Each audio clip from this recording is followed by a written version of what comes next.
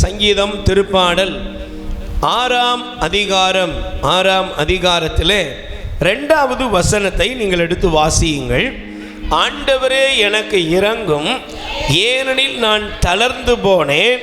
ஆண்டவரே என்னை குணமாக்கியருளும், ஏனெனில் என் எலும்புகள் வலுவிழந்து போயின. அல்லேலூயா. நல்ல கவனிக்கணும். இந்த வசனம் இன்னைக்கு ஆண்டவர் நமக்காக நம்முடைய வாழ்க்கையில் ஒரு பெரிய அற்புதத்தை, மாற்றத்தை நாம் பெற்றுக்கொள்ள வேண்டும் என்று ஆண்டவர் நமக்கு தருகிறார். அல்லேலூயா. இந்த வசனத்தை நீங்கள் வாசிக்கும் பொழுது இந்த வார்த்தையானது ஒரு ஜெப பகுதி. அல்லேலூயா. Praise the lord. வேதத்தில் நிறைய ஜெபங்கள் நமக்கு கொடுக்கப்பட்டிருக்கிறது. அல்லேலூயா. அன்னாள் ஜெபித்தார் என்று நாம் பார்க்கிறோம். ஈசாக்கு தன் மனைவி ரெபேக்காவுக்காக ஜெபித்தார். அல்லேலூயா. மோசே இஸ்ரவேல் ஜனங்களுக்காக ஜெபித்தார். அல்லேலூயா. இப்படி பல ஜெபங்கள் பார்க்கிறோம். புதிய ஏற்பாட்டிலையும் நம்ம ஆண்டவர் இயேசு கிறிஸ்து ஜெபிக்கிறார். சீடர்கள் ஜெபிக்க கற்றுக் கொடுக்கும்படியாக கேட்கிறார்கள். அதே போல திருத்தூதர்கள், அன்னை மரியா எல்லாரும் சேர்ந்து ஜெபிக்கிற ஜெபங்கள் எல்லாம் நமக்கு எழுதப்பட்டுள்ளது. அல்லேலூயா. இப்ப நாம் வாசிக்கிற ஒரு இந்த ஜெபமானது ஒரு மனிதன் இக்கட்டின் மத்தியிலும் வேதனையின் மத்தியிலும் இருக்கிறான். அல்லேலூயா. அதனால தான் அவர் எப்படி ஜெபம் பண்றார் பாருங்க. ஆண்டவரே எனக்கு இரங்கும், ஏனெனில் நான் தளர்ந்து போயிருக்கிறேன். Price the Lord. சொல்லுங்க அல்லேலூயா. ஆண்டவரே எனக்கு இரங்கும், ஏனெனில் நான் என்ன செய்கிறேன்? தளர்ந்து போயிருக்கிறோம். இன்னைக்கு நம்ம வாழ்க்கையில கூட நம்ம ஆண்டவரை நோக்கி கேட்கிறோம், ஆண்டவரே என் மேல இரக்கம் வையும், என் மீது இரக்கமாயிரு. ஏன் ஆண்டவர்கிட்ட கேட்கிறார்னா ஒரு தளர்ந்து போன மனநிலைமை. Price the Lord. சொல்லுங்க அல்லேலூயா. இன்னைக்கு வாழ்க்கை பயணத்தை நம்ம பார்க்கும் பொழுது இன்னைக்கு குடும்பங்களில், உறவுகளின் மத்தியில், நம்முடைய வாழ்க்கையில் எல்லாருக்கும் ஏதாவது ஒரு விதத்தில் பிரச்சனை இருக்கிறது. Price the Lord. நான் சந்தோஷமா இருக்கிறேன் அப்படின்னு இந்த உலகத்தில் யாராவது சொல்ல முடியுதா? சொல்லுங்க, முடியுதா? 1000 கோடி சம்பாதித்தவனா இருக்கட்டும், 50,000, 1 லட்சம், பல லட்சம் கோடிகள் வைத்திருக்கிறவர்களா இருக்கட்டும், எந்த மனிதனா இருக்கட்டும், அட இல்லைங்க ஒண்ணுமே அப்படின்னு சொல்லுகிற எந்த மனிதன், இல்லாதவனும் சரி இருக்கிறவனும் சரி, படித்தவனும் சரி படிக்காதவனும் சரி, எல்லா மனுஷனுடைய வாழ்க்கையிலுமே பிரச்சனைகள் சூழ்ந்து இருக்கிறது. அல்லேலூயா. அப்ப இந்த பிரச்சனைகளால் ஒரு மனிதன் சூழப்படும் பொழுது அந்த மனிதன் என்ன ஆகிறான்னா தளர்ந்து போகிறான். அல்லேலூயா. நமக்கு இன்னைக்கு பல நேரங்களில் தளர்ச்சி. எனக்கு சமீபத்தில் ஒரு சகோதரி சொன்னாங்க, பிரதர் என்னன்னே தெரியல, உடம்பெல்லாம் அப்படி சோர்ந்து போகுது, நடக்க முடியலை, பேச முடியலை, எதையுமே ஒரு ஆக்டிவாக செய்ய முடியவே இல்லை அப்படின்னு அவங்கள பார்த்து அவங்க பிரச்சனைகளை சொல்ல ஆரம்பித்தார்கள்.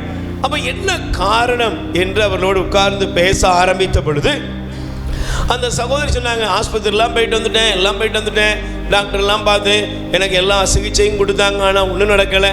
அப்போ அவங்கள கூப்பிட்டு உட்கார வச்சு வீட்டில் உள்ள சில பிரச்சனைகளை குறித்து ஏதாவது அவர்களுடைய வீட்டில் ஏதாவது பிரச்சனை இருக்கலாம் என்று கேட்க ஆரம்பித்த பொழுது அவர்கள் சொல்ல ஆரம்பித்த காரியம் என்ன அப்படின்னா, என் மகனை ரொம்ப அன்பான பையன், எப்போவுமே நல்ல அன்பு செய்வான், நல்ல சொன்னபடி கேட்பான், அப்படி எல்லாம் இருக்கிற பையன். ஆனால் இப்போ கொஞ்சம் வேலைக்கெல்லாம் போயிட்டு சம்பாதிக்க ஆரம்பிச்சிட்டான். சம்பாதிக்க ஆரம்பித்தோடனே ஒரு நாள் ரொம்ப லேட்டாக வந்தான். லேட்டாக வந்த உடனே நான் அவனை பார்த்து கேட்டேன், என்னப்பா ரொம்ப லேட்டாக வர்ற, முந்தியெல்லாம் இப்படி இருக்க மாட்டேன் அப்படின்ன உடனே என்னை பார்த்து ஒரு முறைச்சான். நான் என்ன சின்ன பிள்ளை நினச்சிங்களா? நான் என்ன சின்ன பையனா? நீங்கள் நினச்ச மாதிரிலாம் அப்படிலாம் இல்லை, என்ன எங்களுக்கும் வாழ தெரியும், நான் என்ன சின்ன பையன் கிடையாது, நீங்கள் எப்படிலாம் நினைக்காதீங்க அப்படின்னு கொஞ்சம் வேகமாக பையன் பேசிட்டான். அல்லேலூயா. இந்த அம்மா அதிலிருந்து என்ன செய்யலை, தூங்க முடியல. என்னென்னா சிந்தனையில் அவளுக்கு என்ன வந்து விட்டதென்றால், இந்த பையன் எப்போதும் தன் மடியிலேயே இருக்கக்கூடிய பிள்ளை இன்னைக்கு நம்மளை பார்த்து என்ன கேள்வி கேட்டான், எனக்கும் தெரியும், உங்கள் வேலையை பார்த்துட்டு போங்க அப்படின்னு சொன்ன வார்த்தை அவளுக்குள் பல நினைவுகளை உருவாக்கிட்டு, இப்போமே இப்படி இருக்கிறான், நாளைக்கு கல்யாணம் முடிஞ்சா என்ன ஆவானோ, நம்மளை திராட்டில் விட்டுருவானோ, ரோட்டில் விட்டுருவானோன்னு சொல்லி பல கவலைகள் அவளுடைய இருதயத்தில் வந்துட்டு, அதுக்கப்புறம் அந்த அம்மா யார்கிட்டையும் பேசுறதில்ல, பையன் கேட்டால் கூட பதில் சொல்கிறதில்ல, இப்படியே நிலைமை போயிடு ஒரு தன்னையே ஒரு நோயாளியாக அவள் மாற்றி இருக்கிறாள். அல்லேலூயா.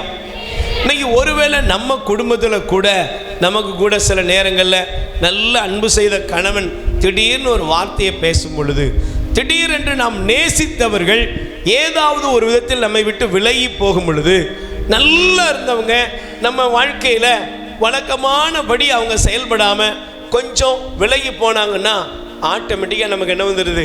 மனசில் ஒரு சஞ்சலம், ஒரு பரிதவிப்பு, ஒரு கவலை, பலவிதமான எதிர்மறையான சிந்தனைகள் நமக்கு உருவாக ஆரம்பித்து விடுகிறது. அல்லேலூயா. அப்ப இன்னைக்கு இந்த சங்கீதக்காரன் சொல்றாரு, நான் தளர்ந்து போய் இருக்கிறேன், என்னை குணமாக்கியலும், ஏனெனில் என் எலும்புகள் வலுவிழந்து போயின. அல்லேலூயா சொல்லுங்க, அல்லேலூயா. அப்ப இதை படிக்கும் பொழுது 6ஆம் வசனத்தை பாருங்களேன். பெருமூச்சினால் இளைத்து போனேன், ஒவ்வொரு இரவும் கண்ணீரில் என் படுக்கை மிதக்கிறது, என் கட்டில் அழுகையால் நனைகிறது, துயரத்தால் என் கண் வீங்கி போயிற்று. அல்லேலூயா சொல்லுங்க, அல்லேலூயா. Praise the Lord. அவர் சொல்றாரு, கண்ணீர் விடுகிறேன், அழுறேன், கட்டிலே எதுல மிதக்குது? கண்ணீரில் என் படுக்கை மிதக்கிறது, என் கட்டில் அழுகையால் நனைகிறது என்று அவர் புலம்ப ஆரம்பிக்கிறார். Price the Lord. ஒருவேளை இன்னைக்கு நீங்க யாராவது புலம்பலோடு வந்திருக்கலாம், கண்ணீரோடு வந்திருக்கலாம், வேதனைகள் மத்தியில் வந்திருக்கலாம். சில பிரச்சனைகள் உங்க வாழ்க்கையில உங்களை பல விதத்தில் நசுக்கி கொண்டிருக்கலாம். பிரியமானவர்களே, நான் ஒரே ஒரு காரியத்தை கண்டுபிடிக்கிறேன். உங்க வாழ்க்கையில இன்னைக்கு உங்க வாழ்க்கையில ரொம்ப நேசித்தவர்கள், அன்பு செய்தவர்கள் உங்களை விட்டு விலகி போயிருக்கலாம். அல்லேலூயா. ஒருவேளை உங்க சொந்த குடும்பத்திலேயே நீங்க புறக்கணிக்கப்படுகிற ஒரு நபரை போல காணப்படலாம். அல்லேலூயா. நீங்க எப்படி இருந்தாலும் சரி, இன்னைக்கு உங்களுக்கு ஒரு மாற்றம் வேண்டும். உயிர் வாழ உணவளிப்போம். இரக்கத்தின் ஊற்று கத்தோலிக்க தியான இல்லத்திலிருந்து பிள்ளைகளால் கைவிடப்பட்ட வயதான அப்பா அம்மாக்கள் 100 பேருக்கு தினமும் அவர்கள் இருக்கும் இடங்களுக்கு உணவு கொண்டு போய் கொடுக்கப்படுகிறது. அன்புக்குரியவர்களே, உங்கள் பிறந்த நாள், திருமண நாள், உங்கள் இல்ல வைபவங்கள், இறந்தவர் நினைவாக நீங்கள் உணவளித்து உதவி செய்யலாம். உங்கள் அன்பு கரத்தை நீட்டுங்கள். ஆண்டவர் உங்களை ஆசீர்வதிப்பார். எங்கள் முகவரி: இரக்கத்தின் ஊற்று கத்தோலிக்க தியான இல்லம், புன்னைக்காயல், தூத்துக்குடி மாவட்டம். அலைபேசி எண் 9894118201. கடவுள் உங்களை நிறைவாய் ஆசீர்வதிப்பாராக.